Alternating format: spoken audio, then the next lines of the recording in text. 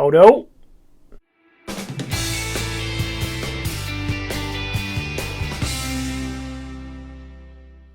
Hi, I'm Chris. Welcome to King Bespoke Creations. We're going to do some more carving today. Hooray! I left you last time and we'd carved that bit there, I think. I've since got that bit done and that bit done. Again, general shaping of the feathers. We're going to put some detail in today. But I tell you what, let me just catch you up with where we're at now.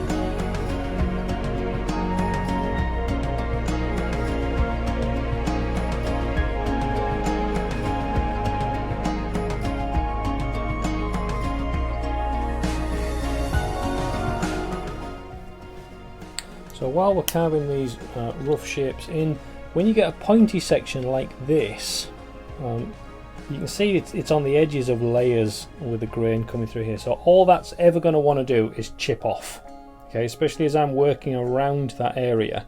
So a cheeky little trick is use some super glue and just dab it around that end and just let it soak in a little bit, kind of running around the edges. And that will just stiffen up that area and just hold it all together while you work around. Now you're as up to date as I am, let's go and make those feathers a little bit more feathery. So I've tried different techniques for these feathers, from very simple lines that create 2 or 3 lines to suggest something, but I think we can do a little bit more than that. I've also tried to go into super detail where we try and create little gouges all over the place, and to be honest it just gets a little bit messy. So I think I've found the best technique of a ridge and some lines for each feather, and then when we add those in, feather on top of feather on top of feather, I think it might look quite effective. So using this cut to cut technique like we've had all the way around here, we score the feather and then cut in towards it. I'm going to do exactly the same thing. Fairly light, I think, certainly to begin with. Take us down to about there, and then I want to try and run a line next to that that needs to very gradually get thinner towards the end. Now this is where this wood again is going to get tricky, because I can't have a super thin section at the end of here because it will just crack off. So now that I've got those 2 edges, I'm going to go in with a very sharp chisel that we have sharpened, just using that strop, and I'm just going to tease that in to those edges. All we're doing with this is basically creating shadows. So by doing a line and a cut, you might not see a great deal of depth there, but the light will catch it. It will create shadows. And that's what I really love about carving into guitars, rather than just having a really nice paint job and a gorgeous piece of wood. Don't get me wrong, I love gorgeous chunks of wood and shiny paint jobs, but nothing will catch stage lights like a carved piece of wood.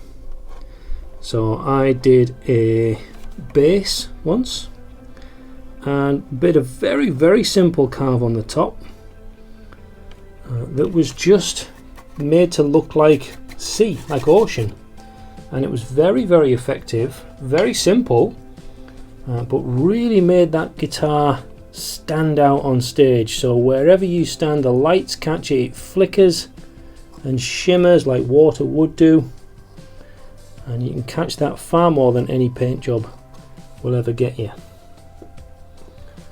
Right, so gone in a little bit from there.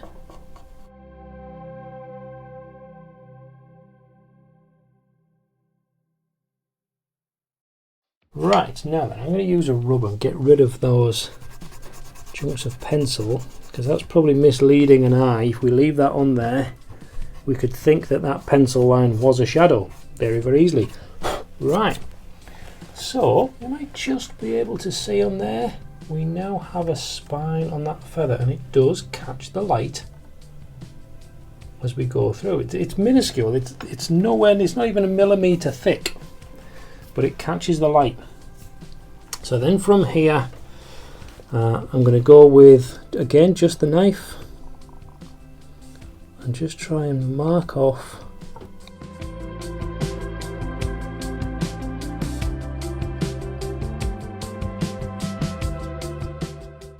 take that score line out to the edge. I'm trying to go thick at the beginning and thinner towards the edge, and as it gets further along I'm trying to angle those lines more and more towards the point.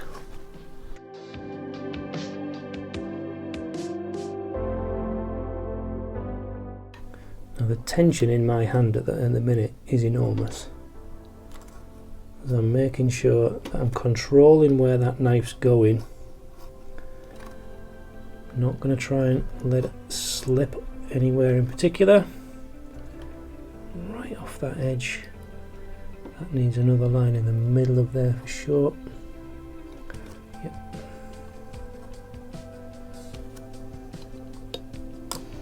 Now that slightly thicker section there where we've filled the crack in, I might open that up rather than trying to hide it. Through here that's filled really well, so that will hopefully disappear when we put the colour on later. But some feathers have those little separated parts, don't they? And maybe we might create that into one. I'll leave that until the end and decide then.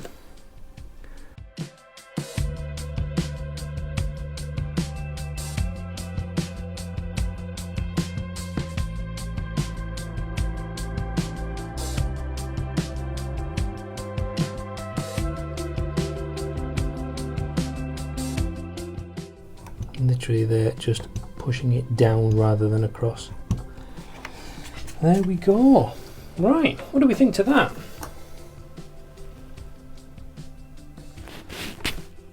Well, that seems to work. Only 36 more feathers to go, and that's just for the front side.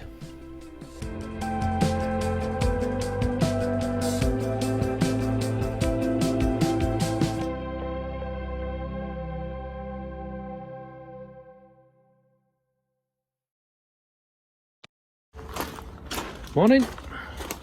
I stopped at about 9 o'clock last night because I was going bog-eyed. So I've had a sleep, I've had a fresh coffee, all set and ready to go. Wait a minute, I'm just going to put my coffee down there. You need to see this. So right next to the entrance to my workshop is this feather that's been just beautifully placed. Can you see that? Could you see that? You see, I'm just getting sent messages now. This is beautiful. Oh, there it goes. Oh, it's amazing.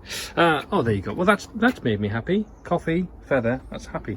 By the way, everything is awesome. You know what they say? Tidy workshop, tidy mind. I'm not sure what that says about me. This is where I left it. I got down to here. Oh, I'm quite happy. You know, sometimes you come into the workshop and you get nervous in case you completely screwed up last night, but I think I've done okay.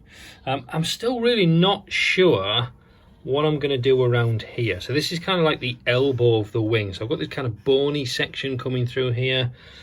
I'm doing light marks in there. I'm not entirely sure what I'm going to do with that yet, but we need to get the rest of this bit done and then all that side today.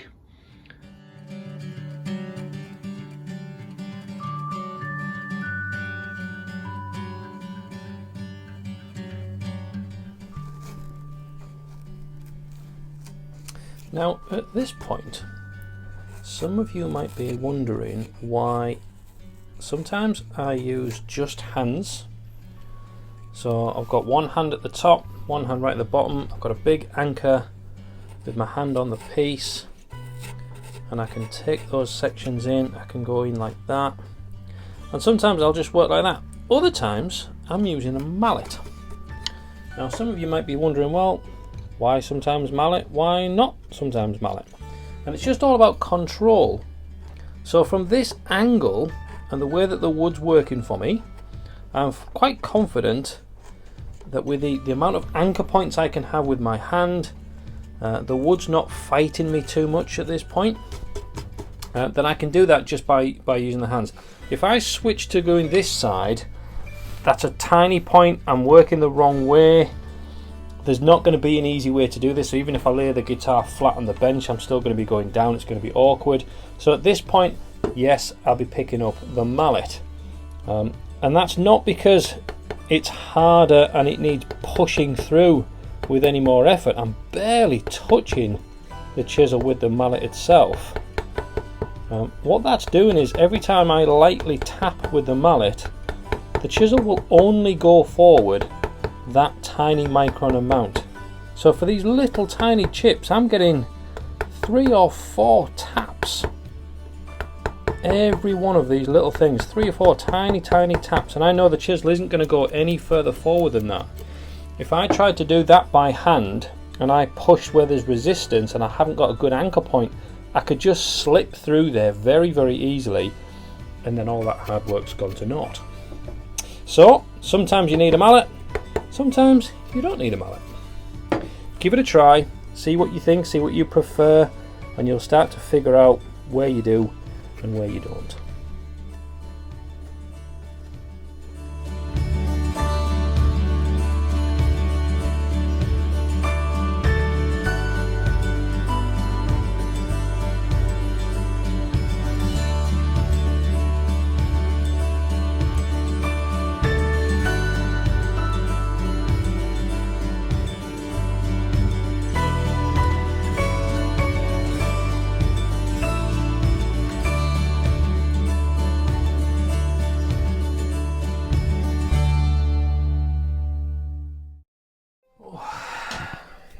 Oh, well, that's starting to give me cramp in my hands.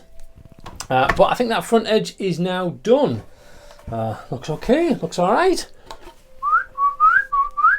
Yeah, very nice. What we'll find with this though is it doesn't feel very nice at the minute. So it needs smoothing off. Now, I could go at that with a fine grade sandpaper, but trying to get in between all these little cracks and things with sandpaper just is going to be a nightmare. So the trusty wire wool comes out, because this will just fold into all of the corners and all the bits that you could possibly feel. We can just rub it over with that. So that's the next task before we're done.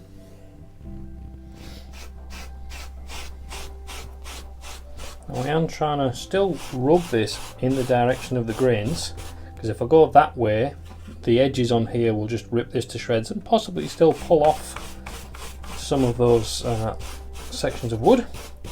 So I am trying to still be sympathetic to the wood while we do this. I'm almost beating it into submission, but doing it with sympathy. And we work through like this. Now, one advantage of using wire wool at this point is it really kind of shows you all of those lines that we've put in, because it fills it with the grey stuff. I literally just use a toothbrush to brush that off with later on,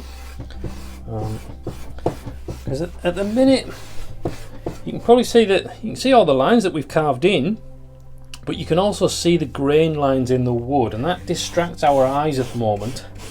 Now, once we've painted this white, and it is going to be a solid white, those grain lines obviously then won't be visible, so the only lines you will see are what we've carved into here. So hopefully that should really make all of those pop as we come through. Well, that feels so much more better.